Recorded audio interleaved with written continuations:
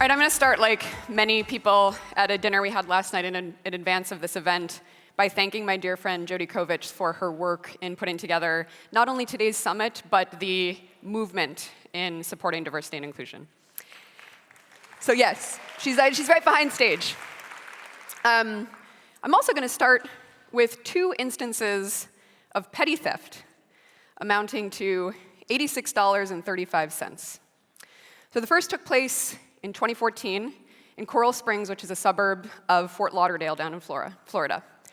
A woman named Brisha Borden was late to pick up her god sister from school. So she looked to the side on the street and noticed that there was a Huffy bicycle and a Razor scooter. And she was with her friend, and she's like, let's just take them. We got to go pick her up. She got caught. Just around that same neighborhood a year prior, a man named Vernon Prater stole tools from the local Home Depot and also got caught. Okay, so similar type of crime, same area. These two individuals were subjected to an algorithmic system that was supposed to give a score predicting their likelihood to commit a crime in the future. And we note here that Brisha, on the right, was given a score of 8 on a scale from 1 to 10, so pretty high. And Vernon was given a score of 3. Now, prior to this event of stealing a Huffy bicycle and a Razor scooter, Brisha had committed 4 prior juvenile misdemeanors, which is some evidence, but not too much. And Vernon had committed 3 instances of armed robbery. And if we note on the bottom, after that point, Brisha went on to commit no further crimes. And Vernon went on to commit an instance of grand theft auto and was sent to prison for 8 years. So the algorithm got it really wrong. And as a journal called ProPublica explained in an article back in 2016, this algorithm got it wrong not only for these individuals, but for many people across different racial divides in the United States. So this top column shows you the aggregated risk scores for black individuals, and the bottom shows you white. So note black is high across the board, and white slopes down. So average score is much lower. So the question we have to pose ourselves is, why did this happen? Is it because algorithms are evil, and like the Terminator, they're going to sort of take over the human race? Is it because algorithmic judgment differs fundamentally from human judgment? If you've read about this weekend, the new Apple Cards algorithms for predicting how much credit somebody should get, there's a big stink going on in the media where a rich tech entrepreneur got 20 times the limit that his wife got for the particular card offer? Or is it, as I'd like to suggest and persuade you today, that algorithms are kind of more like convex mirrors that refract human biases, but do it in a pretty blunt way, right? They don't permit polite fictions like those that we often sustain our society with. So why is this? So artificial intelligence and machine learning, I don't have time to go into all of the details of what they are and what they're not, but there's a good rule of thumb in Jeff Bezos's letter to shareholders from 2016 where he says, traditional computer systems did a good job automating tasks that we could describe with clear rules. If this happens, then that should happen. And what's going on with machine learning is we can now automate things where describing those clear rules is really hard. So as an example, if you've heard of the game Go, there was a system back in 2016, AlphaGo, that was able to beat the leading Go champion at the game. There are 10 to the 127 possible moves in Go. That's more grains of sand on the Earth and more stars than we can see in the observable universe. So that's a lot of moves. So if we were to have to write a computer program where we wrote out all of those possible combinations, it would take hundreds of years to run. It's just not possible. So AI allows us to do this, to write these kind of systems without having to code all these rules. But if we don't write the rules, we need data. And more than that, we're shifting from a realm where we used to use data to do sociological analysis on trends. Things like African Americans are more likely to be convicted than Caucasians. But with these machine learning systems, we're taking those passive analyses, simplifying them into a score. The likelihood that Brisha will recommit is, let's say, 0.88%. There we're going to give her an 8. And then we use those scores and put it back into society and shift the likelihood that these events might occur again. we're impacting the system. We're taking something that was an observation and turning it into something else. And as I mentioned, these systems don't permit polite fictions. They're actually a mirror that can enable us to directly observe what might be wrong in society so that we can fix it. But we need to be careful, because if we don't design these systems well, all that they're going to do is encode what's in the data and potentially amplify the prejudices that exist in society today. So a couple of sort of philosophical insights and rules. The first one I like to call the conservation of the status quo rule. And this one, we need to know that when a standard computer programmer scientist is going to come in and build an algorithm, he or she is going to assume that the future will look like the past and should look like the past. But in social efforts, like why we're here today to move the dial around diversity and inclusion, we don't want the future to look like the past. We want to alter it so that it's different.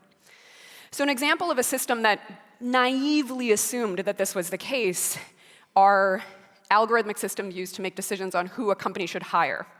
So you may have read about Amazon a couple of years back, who tried to use an algorithm to decide who to recruit. And they found that systematically it wasn't accepting women or recommending women candidates. That's not because, again, that it was the evil Terminator. It's because in the past, the choices that the company had made was often to hire white men for these kinds of positions, and the algorithm replicated those past behaviors and suggested them for the future. The next rule I call the totally obedient moron rule.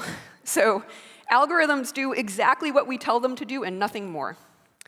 The trouble is that our world is complex, but these systems, they need to measure precise data, and often there's a difference between what we want to measure and what we can measure. And the dangerous outcome is that if we design for this proxy, we'll end up getting exactly what we want, even if unintentionally we might have not actually wanted it. So a great example here comes from a scientist at Microsoft named Rich Caruana, who was trying to build a system to help a hospital decide how to rank order patients to treat them for pneumonia. And the goal at hand was, we want to make sure that we're serving people that are at grave risk first, so that we can triage our queue, not based on first come, first serve, but actually according to the gravity of the condition. So he took all this data, and then he found this really strange result, that the algorithm was saying, we can send home asthmatic patients or treat them later. And you'd imagine, this is pneumonia, so people who have asthma are likely to be more susceptible to dying from the disease versus people with healthy lungs. Totally obedient moron. So what the system could observe was the outcomes from patients who came in, were treated, and how quickly they got out of the hospital. So they used that data to optimize the algorithm. But patients with asthma they're really sensitive to noticing anything going on in their lungs. So they tended to come to the hospital sooner, and they tended to retrieve treatment sooner, and therefore, yes, they got better outcomes, but they got them for reasons that the system couldn't observe. So if we were to trust this algorithm, it would have ended up leading to the opposite impact, where asthmatics didn't receive treatment as opposed to actually receiving them. This difference between cause and correlation is fundamental to machine learning and really hard for companies to design for.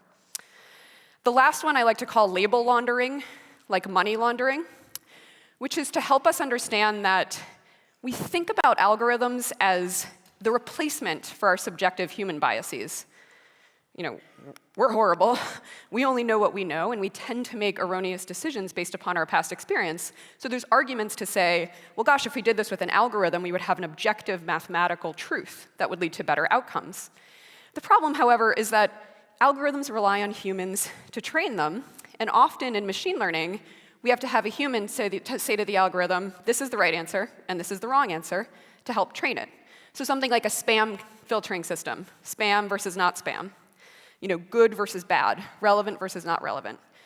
So that human judgment is actually baked into the algorithm, and we can fall into traps if we don't admit that and confuse what seems like mathematical rigor for truth.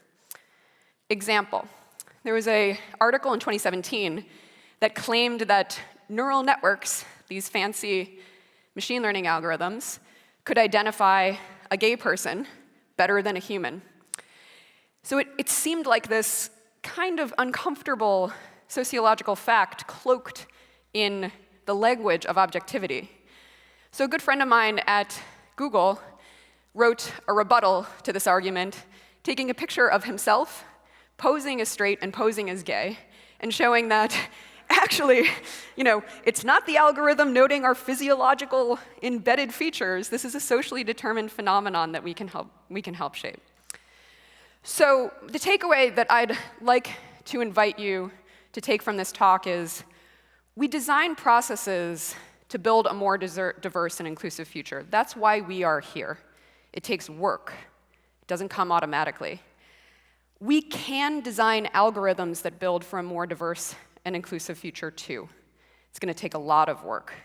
We have to change the status quo. We have to be mindful of these rules.